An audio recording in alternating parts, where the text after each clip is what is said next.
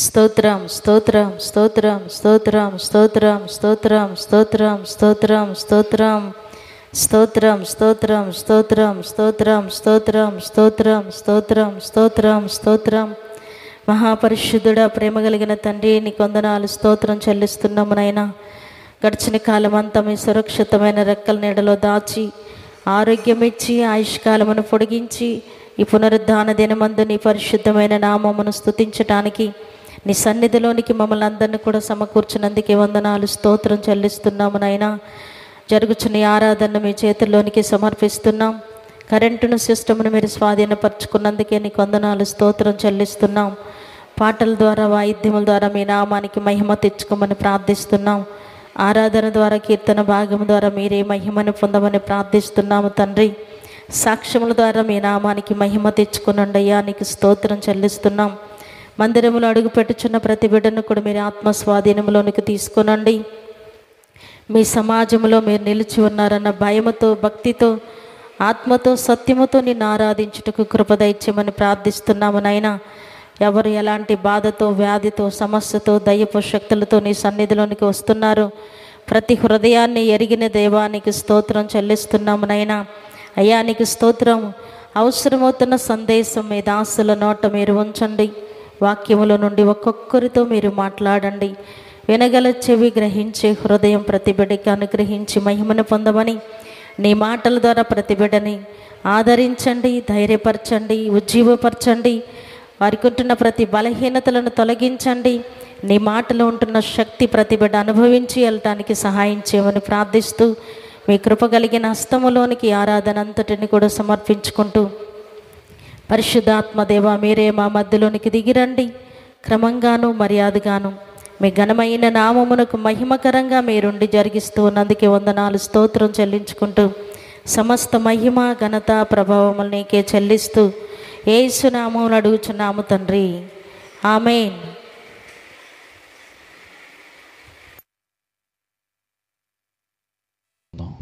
మత్తయి సువార్త 8వ అధ్యాయం 5వ వచనం నుంచి కిందకి చదువుకుందాం. ఆయన కపెర్నహూములో ప్రవేశించినప్పుడు ఒక శతాధిపతి ఆయన వద్దకు వచ్చి, ప్రభువా, నా దాసుడు పక్షవాయువుతో మిగుల బాధపడుచు ఇంటిలో పడి ఉన్నాడని చెప్పి ఆయనను వేడుకొనెను. యేసు, నేను వచ్చి వానిని స్వస్థపరిచేదనని అతనితో చెప్పగా, ఆ శతాధిపతి, ప్రభువా, నీవు నా ఇంటిలోనికి వచ్చుటకు నేను పాత్రుడను కాను. నీవు మాట మాత్రం సెలవిమ్ము, అప్పుడు నా దాసుడు స్వస్థత పడును. నేను కూడా అధికారమునకు లోబడిన వాడిని. నా చేతి కింద సైనికులు ఉన్నారు. నేను ఒకరిని పొమ్మంటే పోవును, ఒకరిని రమ్మంటే వచ్చును. నా దాసుని ఈ పని చేయమంటే చేయును అని ఉత్తరం ఇచ్చాను. యేసు ఈ మాట విని ఆశ్చర్యపడి వెంట వచ్చుచున్న వారిని చూసి, ఇశ్రాయేలీలో నేనెవనికైనను నేను ఎంత విశ్వాసం ఉన్నట్టు చూడలేదని నిత్యముగా చెప్పుచున్నానని. అనేకులు కూడి వచ్చినప్పుడు హల్లెలూయా హల్లెలూయా.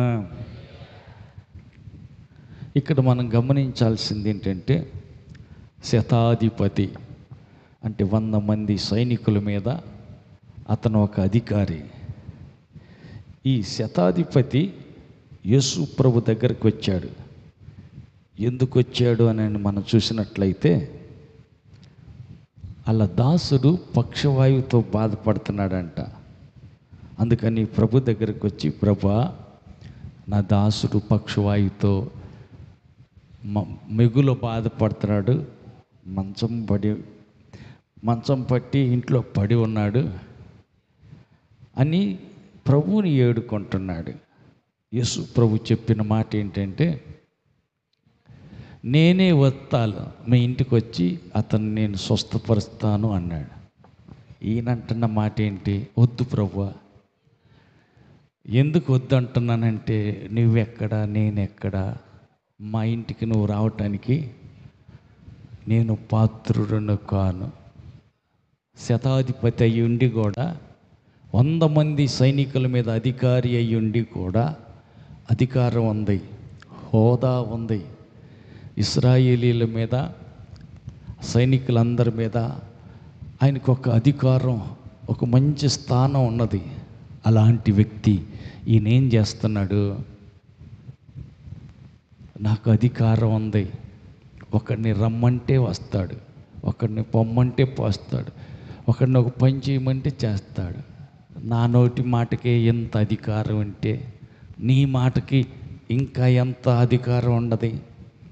కాబట్టి నీ మాటకు అధికారం ఉందని నేను నమ్ముకుంటున్నా. మా ఇంటికి రావటానికి నేను పాత్రుడును కాను. ఇంతటి అధికారం కలిగి ఉన్నప్పటికీ నీవు నా ఇంటిలో అడుగు పెట్టడానికి నేను పాత్రుడిని కాదు, నేను అయోగ్యుడిని. కాబట్టి రావద్దులే, కానీ నువ్వెక్కడే ఉండి ఒక్క మాట మాత్రం సెలవి, అప్పుడు నా దాసుడు బాగుపడతాడు అని చెబుతున్నాడు. హల్లెలూయా. యేసు ప్రభు అతని విశ్వాసాన్ని చూసి అంటున్నాడు, ఏమంటున్నాడు? ఇశ్రాయేలీల ప్రజల్లో కూడా నేను ఇంత విశ్వాసం వాళ్ళ ఉన్నట్టు నేను చూడలే. అంటే ఇశ్రాయేలీల కంటే కూడా ఈ శతాధిపతి, అంటే ఈయన ఇశ్రాయేలీయుడు కాడు, అన్యుడైన ఈ శతాధిపతి చాలా గొప్ప విశ్వాసం కలిగి ఉన్నాడు అని ఆశ్చర్యపడి, యేసు ప్రభువే ఆశ్చర్యపడి పక్క వాళ్ళతో చెబుతున్నాడు, ఇంత గొప్ప విశ్వాసం ఇశ్రాయేలు ప్రజల్లో కూడా లేదు. అంటే ఆయన ఆశ ఏంటంటే, ఆత్మ సంబంధమైన ఇశ్రాయేలీలమైన మనం కూడా అలాంటి విశ్వాసాన్ని కలిగి ఉండాలని కోరుకుంటున్నాను. హల్లెలూయా, హల్లెలూయా, హల్లెలూయా. పక్కలతో చెప్పండి, నువ్వు కూడా విశ్వాసివేనా? నీ విశ్వాసం ఎన్ని రెట్లు ఎక్కువగా ఉంది? హల్లెలూయా, హల్లెలూయా. ఆయన అన్ని విషయాలు ఆలోచించుకొని తేల్చి చెప్పాడు, నా ఇంటికి నువ్వు రావటానికి నేను పాత్రుడిని కాదయ్యా. హల్లెలూయా. తన మాటకి ఎంత విలువ ఉందో, శతాధిపతిగా తనకెంత హోదా ఉందో, సైనికులందరూ ఇతని మాట అంటే ఎంత లోబడతాడు, అన్నీ చెప్పి ఆయన అన్న మాట ఏంటంటే, నేను పాత్రుని కాదు. నా స్థాయి, నా హోదా, నా స్థానం ఎంత పెద్దది అయినా నీవెక్కడా నేనెక్కడా, నీ నోటి మాటకి ఎంత అధికారం ఉంది, నా మాటకి కేవలం ఈ 100 మంది లోపడతారు, చెప్పినట్టు వింటారు. నీ మాటకి చాలా అధికారం ఉంది. ఎంతటి అధికారం ఉందంటే, నీ మాటకు ఎంత శక్తి ఉందంటే, నువ్వు ఎక్కడే ఉండి ఒక మాట చెప్పు, అక్కడెక్కడో పడి ఉన్న నా పనివాడు, నా జీతగాడు స్వస్థత పొందుతాడు. అంత శక్తి నీ మాటకు ఉంది. హల్లెలూయా, హల్లెలూయా, హల్లెలూయా. కాబట్టి అతను విశ్వసించాడు. ఎంత విశ్వసించాడంటే, ఇశ్రాయేలీలందరికంటే కూడా దేవుని బిడ్డలం, ప్రార్థనకి వెళ్తాం, యేసు ప్రభువుని నమ్ముకున్నాం, చర్చికి వెళ్తాం అని చెప్పుకునే ఈ ఇశ్రాయేలీలందరూ వారు కలిగిన విశ్వాసం కంటే ఈ వ్యక్తికి ఎక్కువ విశ్వాసం ఉంది. హల్లెలూయా, హల్లెలూయా అని ఎవరు చెబుతున్నారు? స్వయంగా యేసు ప్రభువే తన్నోడితో ఒప్పుకుంటున్నాడు. ఇశ్రాయేలీలలో కూడా ఇంత గొప్ప విశ్వాసం ఉన్నట్టు అస్సలు నేను చూడలా. ఎంత గొప్ప విశ్వాసం ఉందో చూడు. హల్లెలూయా. చాలామందికి ఏంటంటే తెలియదు, యేసు ప్రభు స్థానం ఎక్కడ, యేసు ప్రభు శక్తి ఎక్కడ యేసు ప్రభు సన్నిధి ఎంత గొప్పది, ఆయన యొక్క సన్నిధి యొక్క విలువ ఎంత అనేది చాలామందికి తెలియదు. తెలియకనే ఈరోజు ఇంటికాడ ఉన్నారు. విలువ ఎరిగితే, ప్రాముఖ్యత గుర్తిస్తే, దేవుని సన్నిధి యొక్క ప్రాముఖ్యత గ్రహించగలిగితే యేసు ప్రభుని నమ్మిన వాళ్ళు ఇంటి దగ్గర ఉండగలరా? పొరపాటున ఉండలేరు. హల్లెలూయా. ఆసక్తి వాళ్ళని భక్షిస్తుంది, వారికి ఉన్న విశ్వాసం వాళ్ళని నడిపిస్తుంది. యేసు ప్రభు కొండ మీద వెళ్ళి కూర్చున్నాడంటే అందరు కొండకి వెళ్ళారు. హల్లెలూయా. యేసు ప్రభు అరణ్యంలోకి వెళ్ళాడంటే అందరు ఒకరికొకరు చెప్పుకొని అక్కడ ఉన్నాడంట, అందరూ వెళ్ళేవాళ్ళు. హల్లెలూయా. యేసు ప్రభు పేతురు అత్తగారి ఇంటికి వచ్చాడంట, అట్టయితే వెళ్దాం పద, అందరూ అక్కడ పోగయ్యేవాళ్ళు. హల్లెలూయా. యేసు ప్రభు ఆయన ఎక్కడున్నాడని తెలిస్తే ఎట్ట కనుక్కుంటారు, కానీ సెల్ ఫోన్లు లేవు, ల్యాండ్ లైన్లు లేవు, అప్పట్లో ఏమీ లేవు. నోటి మాటే ఆమె చెప్పిందంట, యేసయ్య అక్కడ ఉన్నాడంట. అట్టయితే పద, ఆలస్యం ఎందుకు, ఆ నోట అన్వేషించి కనుక్కొని తెలుసుకొని యేసు ప్రభు ఎక్కడున్నాడంటే అక్కడికి గుంపులుగా గొట్టలుగా జనం వెళ్ళిపోయేవాళ్ళు. హల్లెలూయా.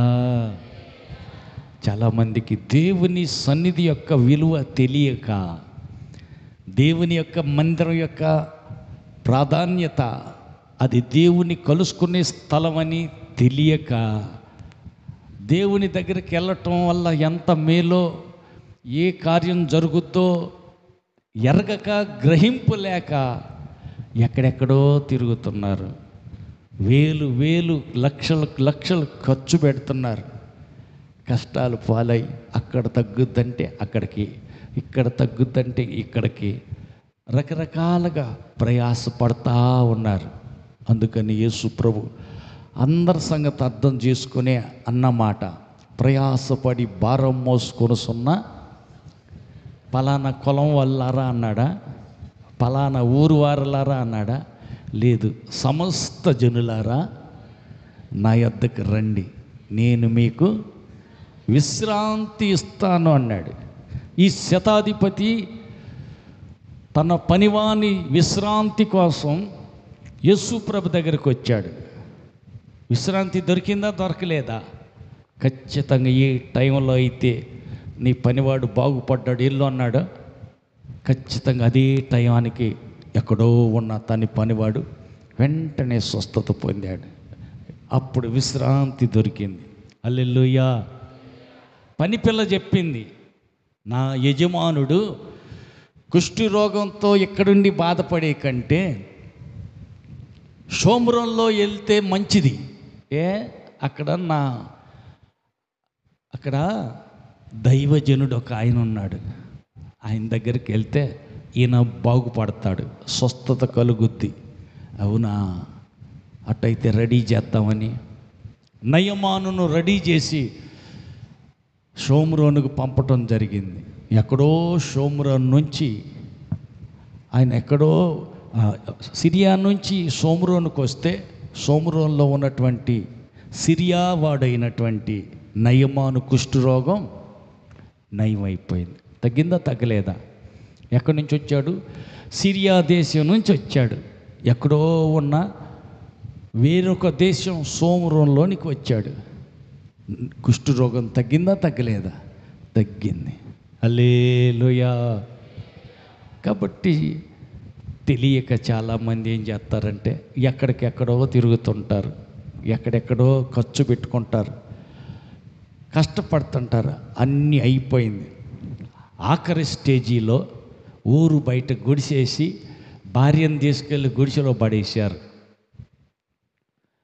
ఇక పనికి రాదు, చచ్చిపోతే పారేద్దాం, చచ్చిందాక ఊపిరి పోయిందాక. చాలామంది ఏంటంటే ఊపిరి పోద్ది అనుకుంటే పంచలోకి తీరుతారు. ఊపిరి పోక తలికి మంచం మీద నుంచి కిందకి దించుతారు. కిందకి దించి చెత్త కొంచెం వరి చెత్త ఏదో వేసి దాని మీద ఒక దుప్పట పరిచి దాని మీద పండుకోబెడతాడు. ఆ మంచం మీద ఈ ముసళ్ళు చచ్చే, ఆ మంచం మీద తర్వాత ఎవరైనా పండుకోవాలంటే భయపడతారని, ఎందుకని ఆ మంచం మీద కదా ముసలాం చచ్చిపోయింది, ఆ దెయ్యమయ్యి మనవడకు పట్టుద్దేమోనని భయంతో మంచం మీద నుంచి తీసి ఊపిరి మంచం మీద కాదు కిందే పోవాలని కాస్త 4 పీసులు గడ్డి చల్లి దాని మీద ఒక దుప్పటి పరిచి ప్రాణం పోకతలికి కిందకు దించేస్తారు. ఈ మనిషి ఏం చేశాడు? ఊపిరి పోద్ది, చచ్చిపోద్ది నా భార్య, ఊర్లో ఎందుకు, మా ఇంట్లో కాదు ఊర్లో కూడా వద్దు అని ఊరు వెలుపల ఒక పాక గుడిసెలాగేసి తీసుకెళ్ళి అక్కడ వదిలేశాడు. వాళ్ళకి ఎప్పుడో ఒక ముద్ద తీసుకెళ్ళి పక్క వాళ్ళని అడగండి, మీ ఇంట్లో ముసలాళ్ళు కూడా వాళ్ళకి ముద్ద పెడుతున్నారా, ఎండగట్టి పెందలాడి పంపించాలని చూస్తున్నారా? అడగండి. హల్లెలూయా. వాళ్ళకి ముసలాళ్ళకి ముద్ద పెట్టి పోషిస్తున్న వారు చేతులెత్తి హల్లెలూయా చెప్పండి. నిజమే చెబుతున్నారా? చాలామంది ఏంటంటే వాళ్ళకి అన్నం పెట్టరు.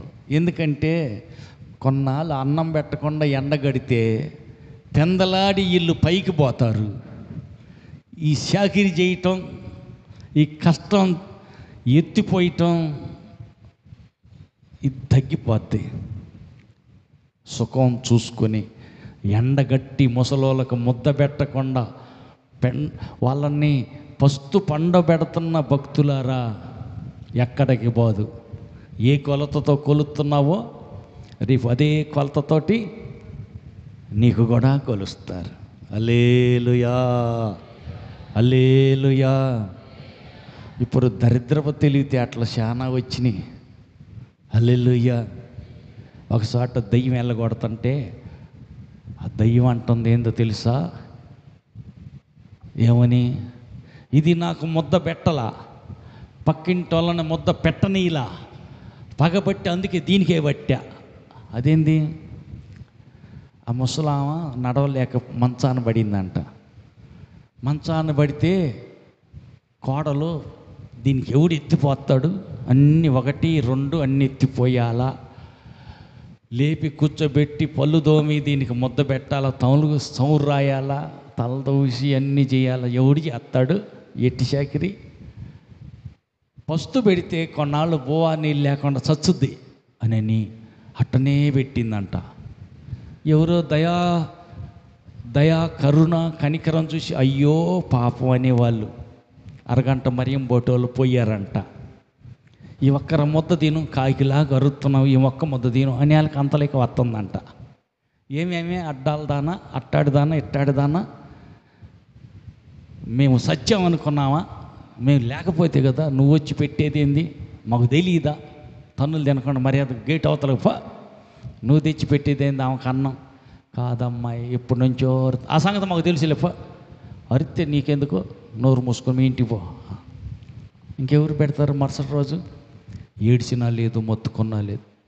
చివరికి ఎట్టకేలకు ముసలాం చచ్చిపోయింది. ఆ ఎదురింటాం దెయ్యాన్ని ఎల్లగొట్టి బయటకు వచ్చినాక అంటుంది, అయ్యా ఎవరైనా చేసింది అడగబోద్దయ్యా, ఎవరు నీడ వాళ్ళ ఎనికీడితే వచ్చుద్దు కదా. అవునమ్మా, దెయ్యం కూడా అదే చెప్పింది. హల్లెలూయా. పక్క వాళ్ళతో చెప్పండి, పగబట్టి పెందలాడి పంపిద్దామని అత్తకో అమ్మకో మంచాన పడ్డా మరి ఎవరికో అన్నం పెట్టకుండా ఎండగట్టావా, గుర్తుపెట్టుకో, నీది నువ్వే మొయ్యాల. హల్లెలూయా. ఎక్కడికి పోదు, ప్రతిదీ లెక్కలోకి వచ్చుద్ది.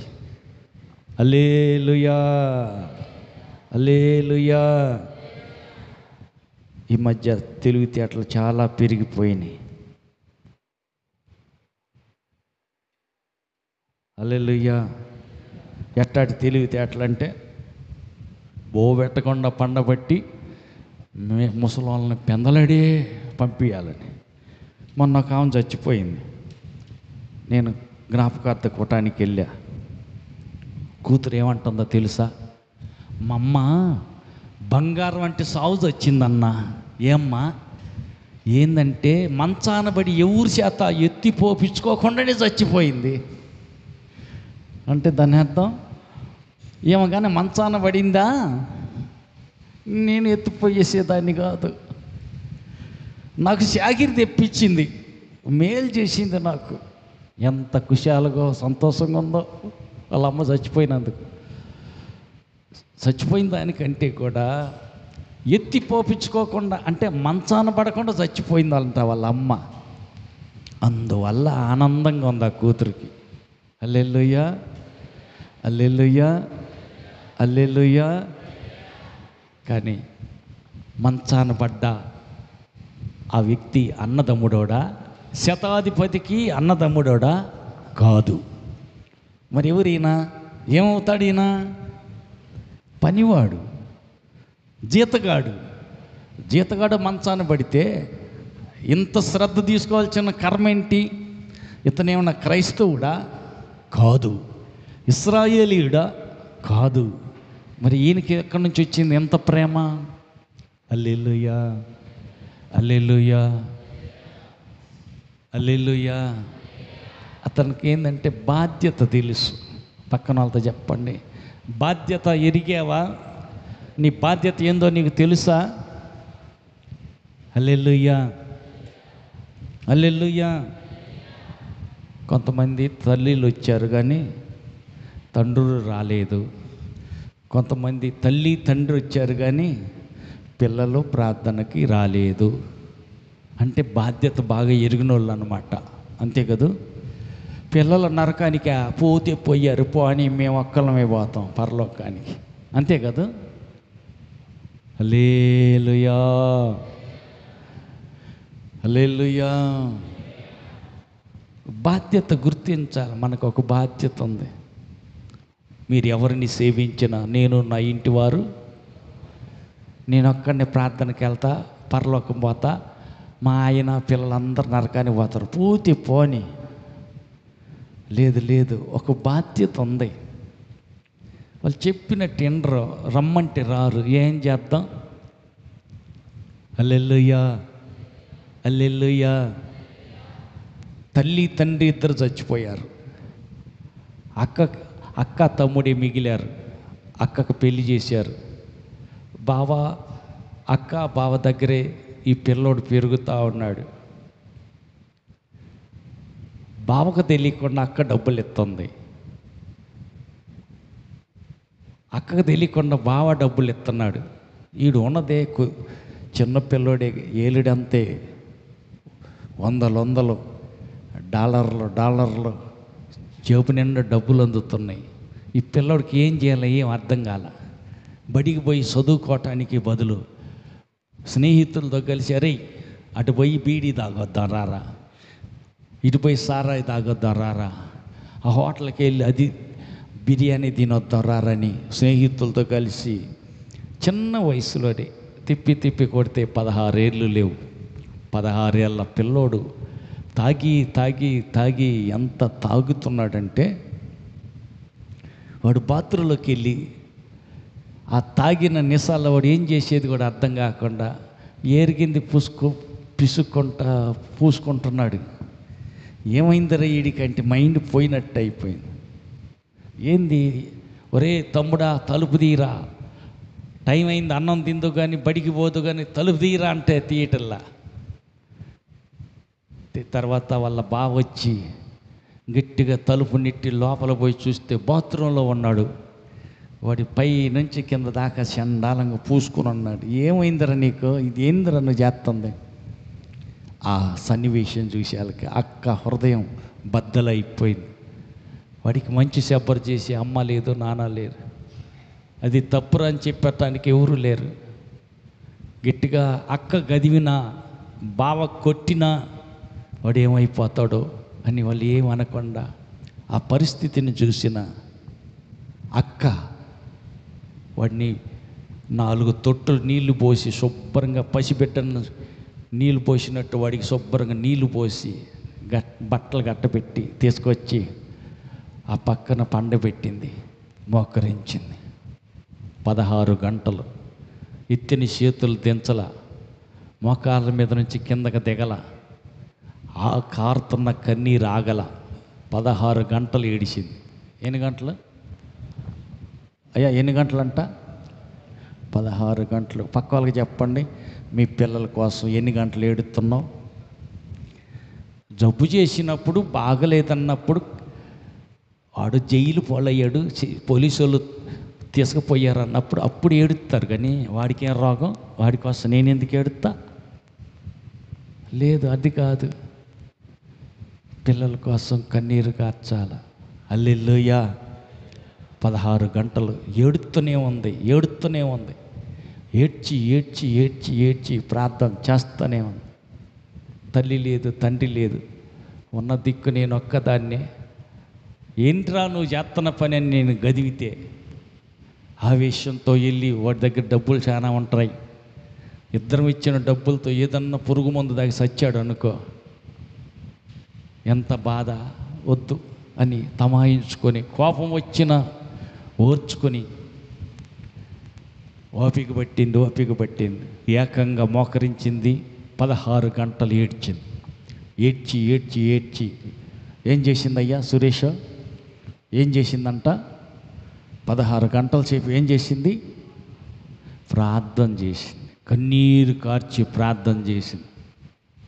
ఆ తర్వాత ఈ మధ్యలో వీడికి నిశా దిగిపోయింది, స్పృహలోకి వచ్చాడు.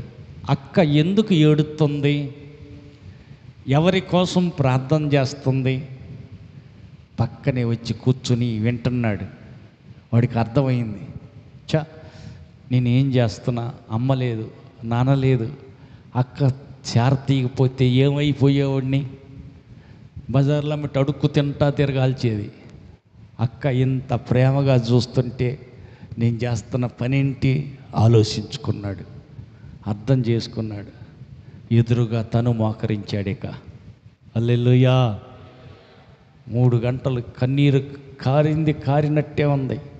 ఏడ్చినట్టే ఉన్నాడు. ఏడ్చి 3 గంటల సేపు ప్రార్థన చేశాడు. మారు మనసు పొందాడు. వాడి గదిలో ఉన్నటువంటి సిగరెట్లు, సారాయి సీసాలు, మత్తు మందు సంబంధించిన అన్నీ తీసి బయట పారేసాడు.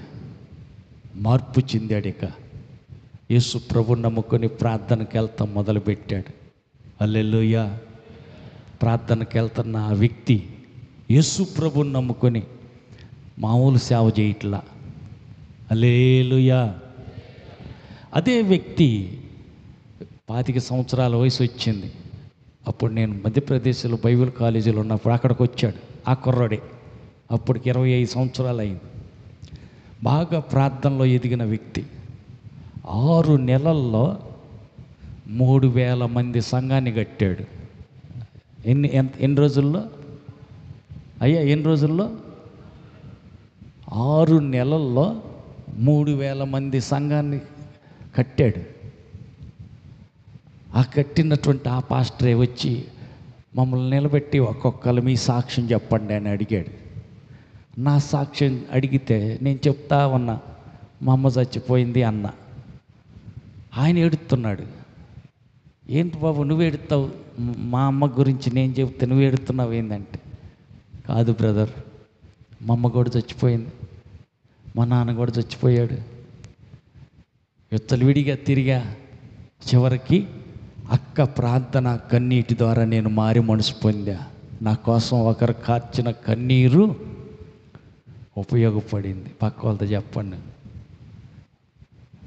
రేయి మొదటి జామున లేచి నీ పసిపిల్లల ప్రాణం కోసం కన్నీరు కారు, అది వ్యర్థంగా పోదు. హల్లెలూయా. ఒక రోజున అది ఫలిస్తుంది. హల్లెలూయా, హల్లెలూయా, హల్లెలూయా.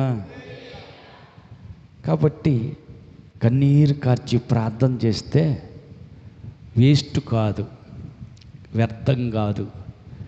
పక్కన వాళ్ళకి చెప్పండి, ఎవరి కోసం ఏడ్చావో, ఎంత కన్నీరు కార్చావో అది వ్యర్థమైపోదు, అది ఇత్తనమై నాటబడింది. ఒకరోజు అది మొక్కగా మొలుస్తుంది, ఒక రోజుకి అది చెట్టు అయి ఫలిస్తుంది. దాని ఫలాలు నువ్వు చూస్తావు. హల్లెలూయా, హల్లెలూయా. కాబట్టి కన్నీరు గార్చి ప్రార్థన చేస్తే దేవుడు మార్చలేని మనిషి ఉన్నాడా? ఎందుకు మార్చలేడు? ఆయన చేతగాంది ఏముంది? హల్లెలూయా. ఎలాంటి వ్యక్తినైనా మారుస్తాడు. ఆమేన్. అందువల్ల మనం చేయాల్సిన పని ఏంటంటే అన్నీ బాగున్నప్పుడే ప్రార్థన చేయాలి. కష్టాలు వచ్చినప్పుడు కాదు, శ్రమ కలిగినప్పుడు కాదు, బాధ కలిగినప్పుడు కాదు. ముందు నుంచి బిడ్డల కోసం ప్రార్థన చేయాలి. హల్లెలూయా. కాబట్టి ప్రార్థన వ్యర్థమైపోదు. నీ ప్రార్థన ఫలిస్తుంది, నీ కన్నీరు ఫలిస్తుంది. వారి కోసం నువ్వు కార్చిన ప్రతి కన్నీటి బొట్టు ఒకరోజు విత్తనమై నాటబడి అది చెట్టుగా ఫలిస్తుంది. తగిన ప్రతిఫలాన్ని తగిన కాలంలో చూస్తావు. ఆమేన్. అందుకని మనం ఏం చేయాలంట? ప్రార్థన చేయాల, ప్రార్థన చేయాల. ఆసక్తి కలిగి వారి కోసం దేవుని సన్నిధిలో మొర్రపెట్టాలి. నువ్వు చేసిన ప్రార్థన దేవుడు తప్పకుండా ఆలకిస్తాడు. ఆ అక్క చేసిన ప్రార్థన, ఆ అక్క కార్చిన కన్నీరు, తమ్ముడు ఈరోజు గొప్ప ప్రయోజకుడయ్యాడు. ఇప్పుడు ఈ సంగతి జరిగి 20 ఏళ్ళు పైన దాటిపోయింది. మరి ఈ 20 సంవత్సరాల్లో అతను ఇంకెంత గొప్ప సేవకుడై ఉన్నాడో. మన దేశంలో సంగతి కాదు ఇది, వేరే దేశం నుంచి వచ్చాడు అతను. హల్లెలూయా. కాబట్టి మనం కూడా మన పిల్లల కోసం, మనకు కలిగిన సమస్తం కోసం ప్రార్థన చేయాలి. ప్రభు దగ్గర పెట్టి ప్రభు చేతికి అప్పగిస్తే తప్పకుండా ఆయన కార్యం చేస్తాడు.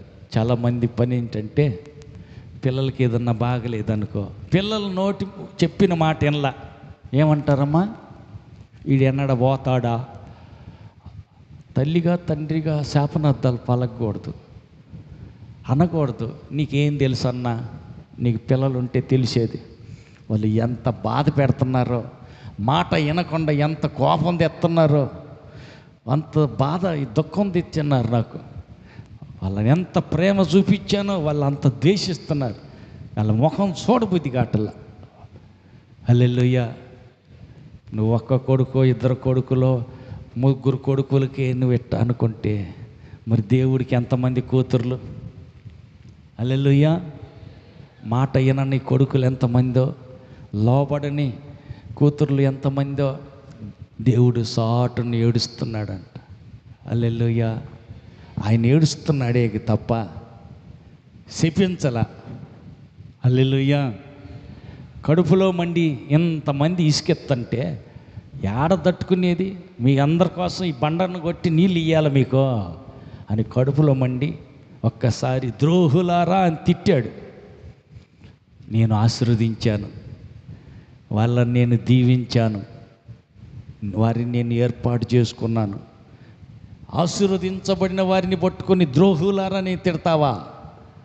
కానాల్లో కాలు కూడా పెట్టనేను. వాళ్ళని నువ్వు ఎందుకు తిట్టాలి? వాళ్ళు ఇసుకిస్తున్నారు ప్రభువా. ఇసుకిస్తే ఏడిపిస్తే ఏడు, కానీ శాపనార్థాలు పలకూడదు. దేవుడే కలుగు చేసుకున్నాడు. పక్క వాళ్ళతో చెప్పండి, ఇసుకిస్తే ఏడిపిస్తే పిల్లల మీద ఎప్పుడైనా శాపనార్థాలు పలికావా?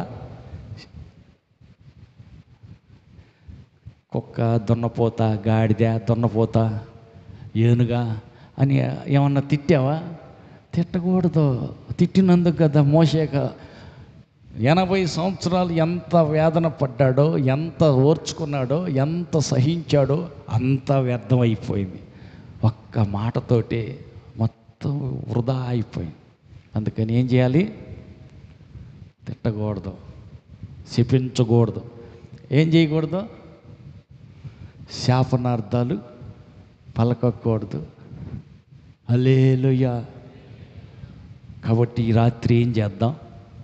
ఎప్పుడైనా నీ పిల్లల మీద ఇసుగు పుట్టిచ్చారని, ఏడిపించారని, బాధ పెట్టారని శాపనార్థాలు పలికావేమో, వాళ్ళని తిట్టి దేవుని పోలిక చొప్పున, దేవుని స్వరూపంలో ఉన్న దేవుని సారూప్యంలో దేవుడు నీకు ఇచ్చిన పిల్లలు, ఆ పిల్లలను పట్టుకుని శాపనార్థాలు పలికావేమో. క్షమాపణ అడుగుదాం. ప్రభువా, కోపం వచ్చి ఆవేశంతో తొందరపడ్డాను, మోషేని సహితమే క్షమించకుండా శిక్షించావు, కానానులో కాలు కూడా పెట్టని ఇలా 80 సంవత్సరాలు ఓర్చుకున్నాడు. 40 సంవత్సరాల అరణ్యంలో, హల్లెలూయా, ఒక 40 సంవత్సరాలేమో అక్కడ ట్రైనింగ్ అయ్యాడు ఐగుప్తులో. ఈ 40 సంవత్సరాలు ఎంత ఏడిపించారు, ఎన్నిసార్లు ఇసుకిచ్చారు. వాళ్ళు ఏడిపించింది, ఇసుకిచ్చిందంతా దేవుడు ఒక పక్కన పెట్టాడు. కానీ ఆయన అన్న ఒక్క మాటకే లెక్కలోకి తీసుకోవాల. ఆ ఒక్క మాట మీదనే కోప్పడ్డాడు. నా బిడ్డల్ని ఎందుకు శపించావు? శపించకూడదు. హల్లెలూయా. 40 సంవత్సరాలు వాళ్ళు ఇసుకిచ్చిందంతా తక్కట్లే ఇస్తే, రెండో వైపున ఇసుకిచ్చిన దానికి, ఇతను ఓర్చుకున్న దానికి అంతటికంటే కూడా ఒక్క శాపనార్థం పలికితే దాని బరువు ఎక్కువైపోయింది. అమ్మో, 40 సంవత్సరాలు ఓర్చుకున్న సహించిందంతా పోయింది. కానీ మాట ఒక్కట పలికినందుకు దాని శిక్ష అనుభవించాల్సి వచ్చింది. తీర్పు మోషే నెత్తి మీదకి వచ్చింది. మరి మన పరిస్థితి ఏంటి? ఎప్పుడైనా దూషించావా? ఎప్పుడైనా శాపనార్థాలు పలికావా? వద్దు. అది భయంకరం. తీర్పు భరించేటప్పుడు, ఆ తీర్పు మోసేటప్పుడు సహించలేనిది గొప్ప తీర్పు వస్తుంది. మరి ఎట్ట చేయాలా? దేవుని సన్నిధిలో ఒప్పుకుందాం. ఎక్కడైనా బాధ పెట్టారని, ఇసుకిచ్చారని, ఏడిపించారని, కోపం వచ్చిందని, ఆవేశపడి తొందరపడి ఎవరినైనా ఏమైనా శపించావేమో, తిట్టావేమో, వద్దు. దాచుకోకుండా ఈ రాత్రి ఒప్పుకుందాం. క్షమాపణ అడిగి దేవుని దగ్గర సమాధాన పడదాం. తప్పుడు నువ్వు దాచిపెట్టకూడదు. హల్లెలూయా. దాసుని గురించి బాగలేదు కాబట్టి సహజంగానే బాధ కలుగుద్ది. పక్క వాళ్ళకి బాధపడి కొయ్యిని దగ్గుతుంటే పక్క వాళ్ళకి నిద్ర ఉండదు. నిద్ర పడుతుందా? అబ్బో, అమ్మో, అయ్యో అయ్యో అని అరుతుంటే పక్కన వాళ్ళు ప్రశాంతంగా నిద్రపోతారా? కుదరదు. అందరికీ బాధే. బాధపడినా ఓర్చుకుని యేసయ్య దగ్గరికి వచ్చిన పనివాడికి బాగలేదయ్యా, బాగు చెయ్యయ్యా, మాట పంపించయ్యా అడిగాడు. సహించి అడిగితే స్వస్థపరుస్తానన్నాడు. ఇంటికి వస్తానంటే వద్దు, మాట పంపమన్నాడు. మాట మాత్రం సెలవిస్తే వెంటనే స్వస్థత పొందాడు. హల్లెలూయా. అంటే అతనికి ఎంత విశ్వాసం ఉంది. మరి మన సంగతి, మనం కూడా విశ్వాసంలో అంత స్థాయికి చేరాల, విశ్వాసంలో ఎదగాల. అలాంటి విశ్వాసం మనం కూడా పెంపొందింపజేసుకోవాలి. కొన్నిసార్లు పరిస్థితులు కఠినంగా ఉంటాయి, గడ్డుగా ఉంటాయి. ఈ పని జరగదు, ఈ కార్యం నెరవేరదు, ఈయన మారడం, ఏమో మారు మనసు పొందదో, ఈ చెట్టు కాయలు కాయదో, ఈ పని ఇక నెరవేరదు, ఇంకెందుకులే అన్నట్టు నిరాశ కలుగుద్ది. ఆలస్యమైనంత మాత్రాన నిరాశ చేసుకోమాకండి. టైం వచ్చుద్ది. హల్లెలూయా. ఒక సమయం వస్తుంది, తప్పకుండా సమయాన్ని బట్టి దేవుడు తన కార్యాన్ని నెరవేరుస్తాడు. హల్లెలూయా. ఒకసారి యేసు ప్రభు దగ్గరికి వచ్చాడు. అయ్యా, నా కూతురు బాగలేదు, సావుదలకు వచ్చింది, ప్రార్థన చేద్దు కానీ రాయ్యా. అట్టయితే వత్తన్న పద అన్నాడు. ఎన్నికీడితే వెళ్తా ఉన్నాడు. సగం దూరం వెళ్ళాక ఎదురుగా వచ్చే ఒక ఆయన అంటున్నాడు, ఏమని? నీ కూతురు చచ్చిపోయింది, బోధకుడిని బాధ పెట్టబాకు, ఎనికి పంపించు అన్నాడు. ఒక్కసారి ఆ మాట నెలకి నిరాశగా బాధ కలిగింది. యేసుప్రభు వెంటనే ఆ మాట విని అంటాడు, నమ్మిక మాత్రం ఉంచుకో, విశ్వాసం మాత్రం ఉంచుకో, ఆమె బ్రతుకుతుందని చెప్పాడు. హల్లెలూయా. హల్లెలూయా. నమ్మకం మాత్రం ఉంచు, ఏం పర్వాలేదు. పంపించమంటున్నాడుగా అతను, పంపించటం కాదు, నువ్వు నమ్మకం మాత్రం ఉంచు, చచ్చిపోయినా బ్రతుకొద్ది. నేరుగా వెళ్ళాడు. ఇంటి నిండా జనమే ఏడుస్తున్నారు, అందరిని బయటికి పంపించాడు. వెనకీడితే 3 శిష్యులను పెట్టుకొని ఆ పిల్ల తల్లి తండ్రిని అంట పెట్టుకొని యేసు ప్రభు లోపలికి వెళ్ళాడు. చిన్నదానా పైకి లే అని చెయ్యి పట్టుకుంటే పిల్ల లేచి బ్రతికింది. హల్లెలూయా. ఇప్పుడు ఎవరి విశ్వాసాన్ని బట్టి ఆ అమ్మాయి బ్రతికింది? ఆ తండ్రి విశ్వాసం, ఆ తండ్రి నమ్మిక. పనివాడు పక్షవాయుతో ఉన్న పనివాడు బాగుపడ్డాడు. ఎవరి విశ్వాసాన్ని బట్టి? అమ్మా, శతాధిపతి విశ్వాసాన్ని బట్టి సేవకుడు బాగుపడ్డాడు. హల్లెలూయా. కాబట్టి మనం కూడా విశ్వాసాన్ని ఉంచాల, దేవుని మీద విశ్వాసాన్ని ఉంచాల. అప్పుడు మనం కూడా నమ్మిన వారికి సమస్తము సాధ్యమే. అంటే మనకి కూడా అన్నీ సాధ్యమవుతాయి. ఎప్పుడంటే విశ్వాసం ఉంచాల, నమ్మిక ఉంచాల. కొన్నిసార్లు పరిస్థితి ఏం నమ్మిక ఉంచుదాం, ఏమీ లేదుగా. హల్లెలూయా. వర్షం కురవాలని ప్రార్థన చేస్తున్నాడు.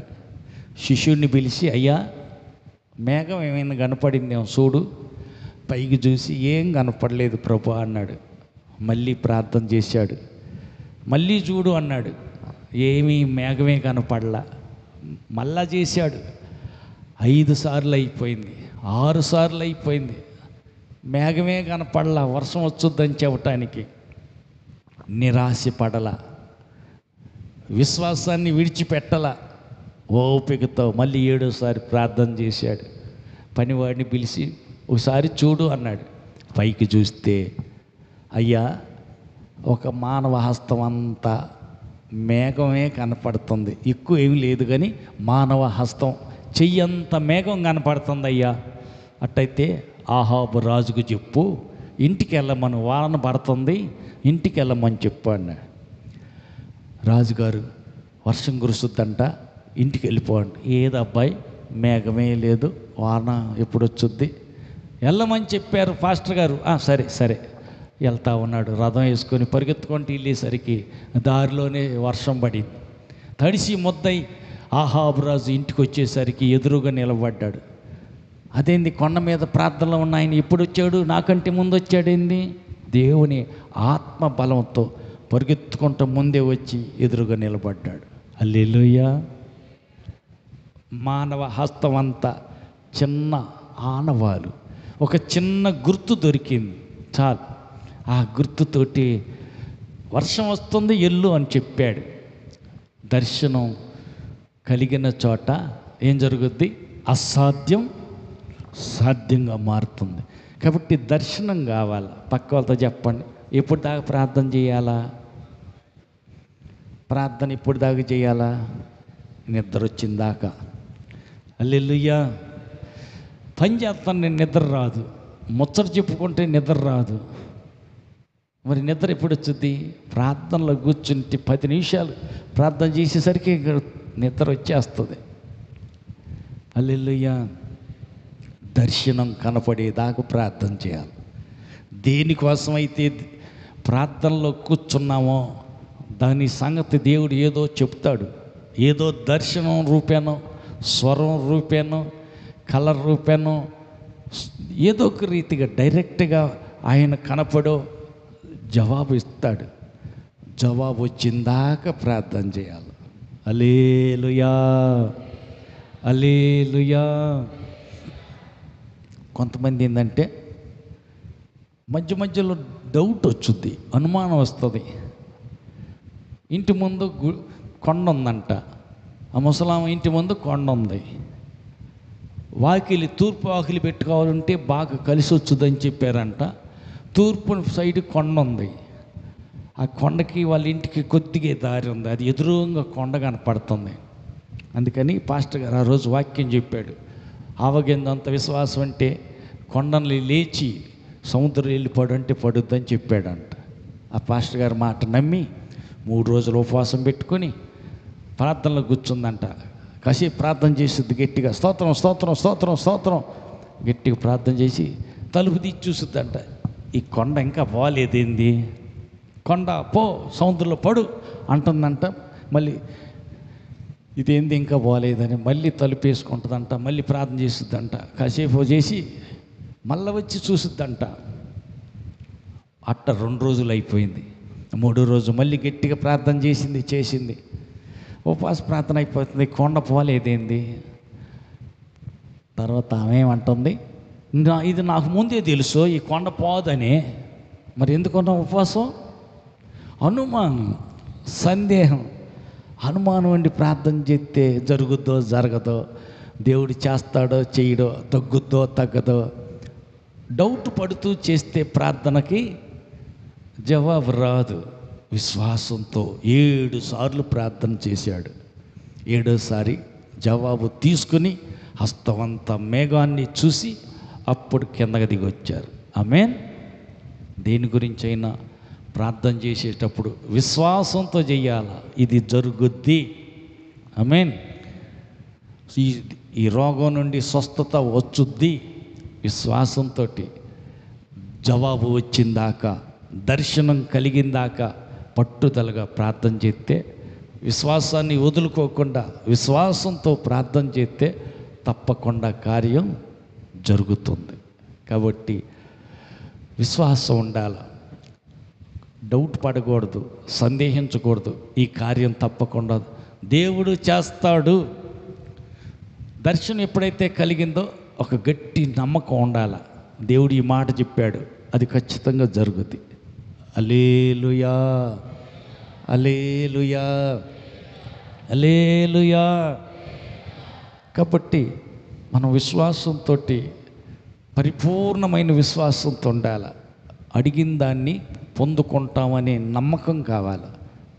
మధ్యలో అనుమానం, సందేహాన్ని సోటీయకూడదు. హల్లెలూయా, హల్లెలూయా. కాబట్టి దేవునికి అసాధ్యమైంది ఏదీ లేదు. దేవుడికి సమస్తము సాధ్యం. ఆయన యందు విశ్వాసం ఉంచే వారికి కూడా సమస్తము సాధ్యం. ఆయన అంటున్నాడు పౌలు, నన్ను బలపరచువానిని బట్టి నేను సమస్తం చెయ్యగలను. దేవుడు బలపడితే నేను ఏదైనా చేస్తా. హల్లెలూయా. అంటే నా బలాన్ని బట్టి కాదు, దేవుడు బలపరచాల, దేవుని బలంతో నేను చేస్తా అంటున్నాడు. అంటే దేవుని బలం మీద ఆయన విశ్వాసం ఉంచాడు, నమ్మకం ఉంచుకున్నాడు. హల్లెలూయా. పౌలులాగా నువ్వు పలకగలవు, సమస్తం చెయ్యగలవు. ఇప్పుడు దేవుని బలం నమ్ముకో, దేవుని మీద, దేవుని మాటను నమ్ముకో, దేవుని శక్తి మీద విశ్వాసం ఉంచు. ఈ పని దేవుడు చెయ్యగలడు, ఇది దేవుని వల్ల అయిద్ది అని విశ్వాసం ఉంచు. హల్లెలూయా. ఒకసారి సుఖ్సేన్ మసీహ్ గారు 14వ శవాన్ని లేపేటప్పుడు నేను వేరే ఊరిలో ఉన్నా, ఏదో గడ్డు సమస్య, ప్రార్థన చేయండి అయ్యా అంటుంటే, సరే చూద్దాం ఉండమ్మా, సుఖ్సేన్ గారి ఫోన్ చేసి ఏదన్నా ప్రార్థన చేస్తాడేమో చేపిద్దామని ఫోన్ చేశా. వాళ్ళ ఊరిలో ఉండి ఫోన్ చేశా. ఫోన్ ఎత్తాడు కానీ గోల గోల, పిగిలీలు వినపడుతున్నాయి, అరుపులు కేకలు వినపడుతున్నాయి, అర్థం కావట్లా. అయ్యగారు కొద్దిగా సేపు ఆగినాక మళ్ళీ నేను ఫోన్ చేస్తాలే అని అన్నాడు. సరేలే అని చెప్పేసి పెట్టేశా. తర్వాత కూటమంతా అయిపోయినాక ప్రశాంతంగా రూమ్కి వెళ్ళినాక ఫోన్ చేశాడు. ఏంటి అయ్యగారు ఎక్కడున్నారు మీరు అంటే, హర్యానాలో ఉన్నాను, ఈరోజు 14వ శవం బ్రతికింది. ఇప్పటికి 29 శవాలు బతికాయి ఆయన ప్రార్థనతో. 14వ శవం బ్రతికింది. ఏం జరిగింది పాస్టర్ గారు అంటే, ఆయన చెప్తున్నాడు, 12 ఏళ్ళ కుర్రోడు, వాళ్ళ నాన్న 6 సంవత్సరాల క్రితం చచ్చిపోయాడు. ఈ అబ్బాయికి జబ్బు చేసి చనిపోతే హాస్పిటల్ నుంచి తీసుకొచ్చి ఇంటికాడ పెట్టారు. వాళ్ళ నాన్నోళ్ళు 6 అన్నదమ్ములు, ఇంకా 5 ఉన్నారు. ఈ 5 బాబాయిలు వచ్చి ఈ పిల్లోడిని శవాన్ని తీసుకెళ్ళి గుంటలో పెడదాం, నిన్న నన్నంగా చచ్చిపోయాడు కదా, ఇంకా ఎక్కువసేపు ఉంచకూడదు, పారేద్దాం అని అంటే ఆ అమ్మ, ఆ పిల్లవాడి తల్లి విశ్వాసం కలిగిన వ్యక్తి, ప్రభువుని నమ్ముకొని ప్రార్థన చేసే వ్యక్తి, పట్టుబట్టింది. ఏమని? అయ్యా మరుదుల్లారా, నా మాట ఏనండి, రేపు రాత్రికి మన ఊరిలో కోటం స్టార్ట్ అవుతాయి. 3 రోజులు కోటాలు ఉన్నాయి.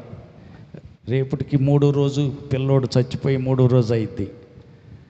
అయినా పరే, ఓపికతో అట్ట ఆగండి, అబ్బాయిని అక్కడే ఉంచండి.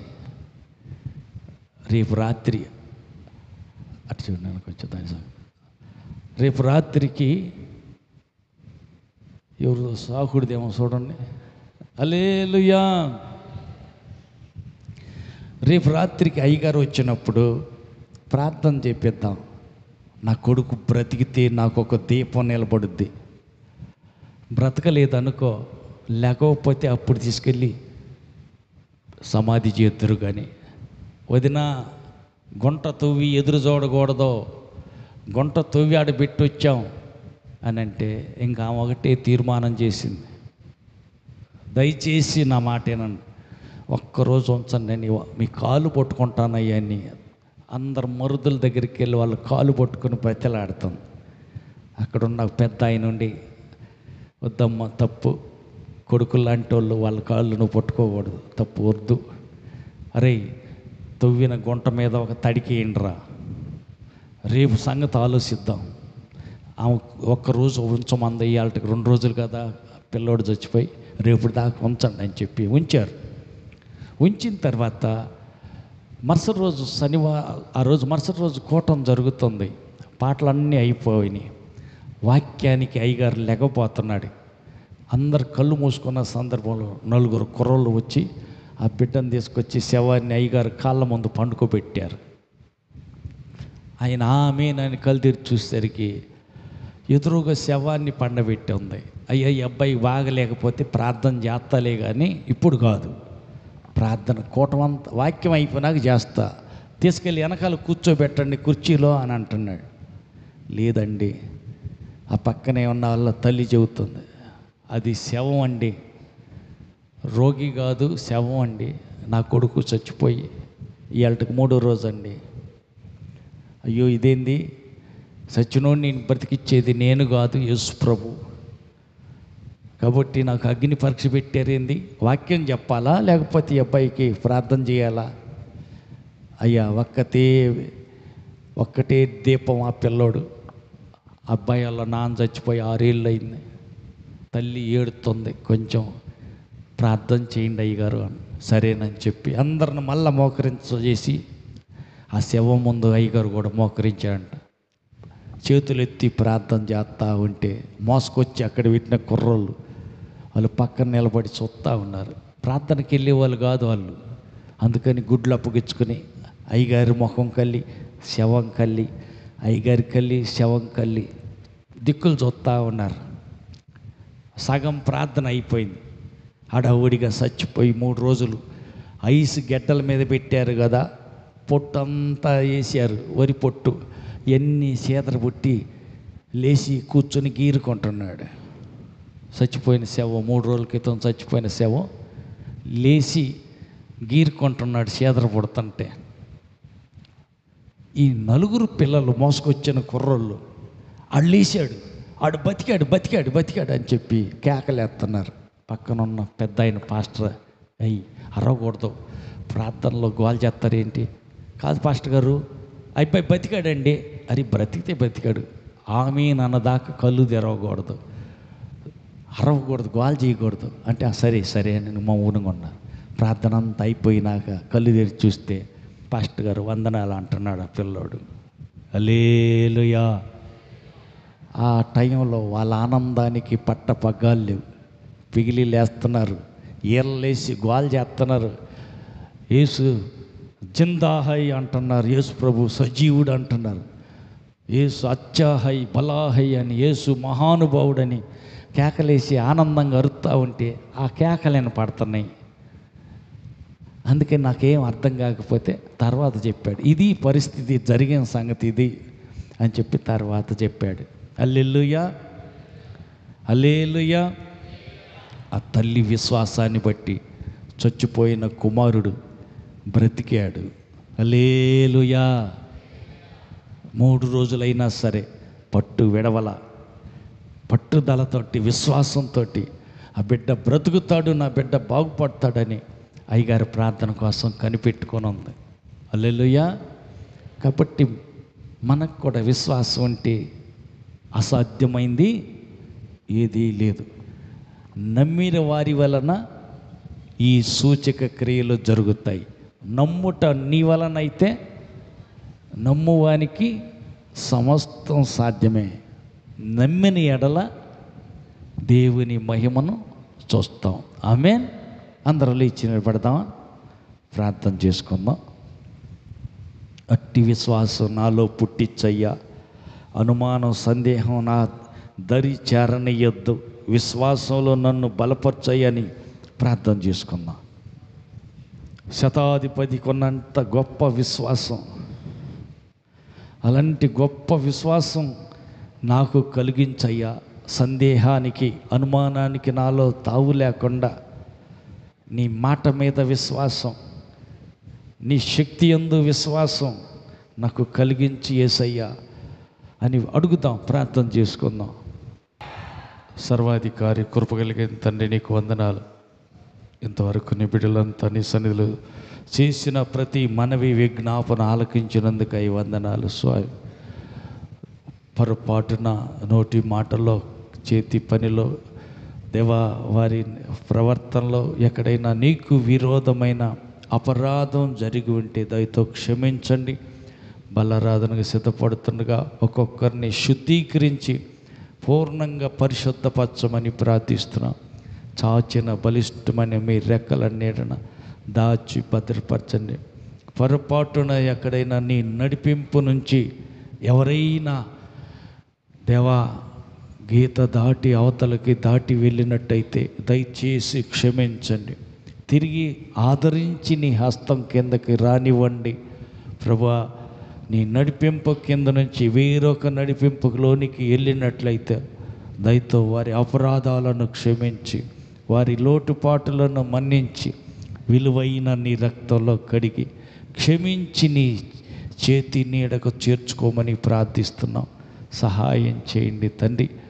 ప్రభు నీ ఉచితమైన కృపతో ఒక్కొక్కరిని పూర్ణంగా శుద్ధీకరించి సిద్ధపరచమని, మహిమగల రాకకై సిద్ధపరిచి రేపు పగలు రాత్రి ఎల్లుండి జరుగుతున్న కోడికలన్నిట్లో తోడయ్యుండి మమ్మలను బలపరిచి మా ఒక్కొక్కరితో మాట్లాడి మహిమ పొందమని, ఈరోజు రాలేకపోయిన బిడ్డలను క్షమించి మరో సమయమైన నీ సన్నిధి విలువను ప్రాముఖ్యతను గుర్తించి నీ సన్నిధికి రావటానికి కృపను దయచేయమని కోరుతూ, ఈ రాత్రి మీ బిడ్డలతో మాట్లాడిన వాక్కుకై స్తుతిస్తూ నీరు కట్టి ఫలింప చేయమని ప్రార్థిస్తూ, మహిమతో మధ్యాకాశానికి రానున్న మా ప్రభు రక్షకుడైన యేసు నామములో ప్రార్థించి వేడుకుంటున్నాము తండ్రి. ఆమేన్. మన ప్రభు అయిన యేసు క్రీస్తు కృపయు, తండ్రి అయిన దేవుని ప్రేమయు, పరిశుద్ధాత్మని యొక్క అన్యోన్య సహవాసం కూడి వచ్చిన మనకును సర్వలోక పరిశుద్ధులందరికీ సదాకాలం తోడుగా ఉండి నడిపించునుగాక. ఆమేన్. హల్లెలూయా, హల్లెలూయా, హల్లెలూయా.